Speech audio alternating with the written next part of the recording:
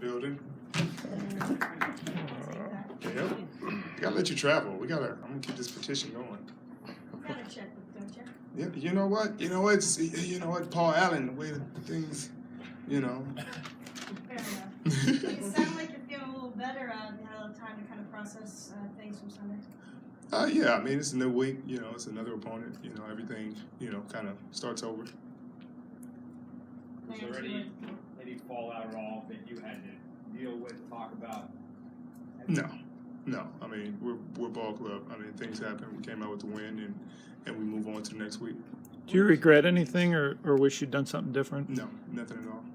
What are those Monday meetings like when you guys get in your position rooms? If there's something to talk about, I guess, how does that generally go? It goes basically the same. You know, we go over the mistakes that were made, the adjustments that we had.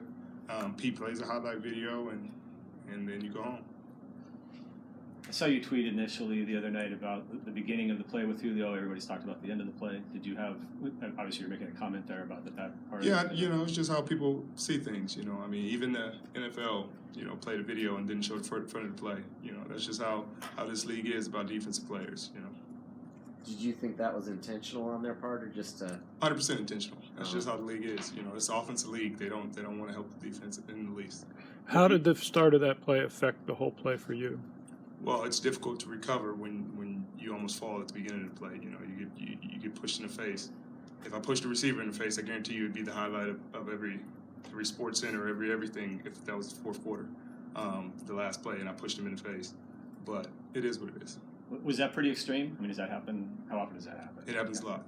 Happens a ton. It happened to Chris Harris Jr. first game of the season, and he got hands to the face called. It was a very funny play. You know, it's a 6'5", 240-pound receiver, and Chris Harris at 5'10", maybe 200, getting mushed in the face and trying to defend himself, and he gets called. You know, but I think that's just a microcosm of how the league is called. When did you catch up to him? I mean, when did you feel back into the play? How far into the route? Well, I tried to get right back into the play. I mean, it's the last play of the game with the Right. game on the line, so you gotta just keep going, keep playing. When you guys know that was a desperation play for them. It's 4th and 10. There's not a lot. They have the ability to pass. It looked like the best they were hoping for there was a penalty call. Did you play that any different?